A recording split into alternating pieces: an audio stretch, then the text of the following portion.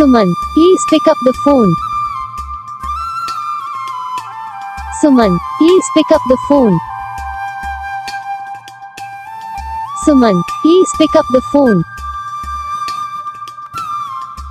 Suman, please pick up the phone. Suman, please pick up the phone. तो guys video को like करो, channel को subscribe करो, comment करके बताओ आपको ये वीडियो कैसा लगा, कौन सा पार्ट है जो आपको इस वीडियो में अच्छा लगा है, फिर कौन सा पार्ट है जो आपको इस वीडियो में अच्छा नहीं लगा। अगर आपको रिंगटोन पसंद आई है या फिर आप भी ऐसा कौन सा भी रिंगटोन बनवाना चाहते हो तो आप हमें कमेंट कर सकते हो।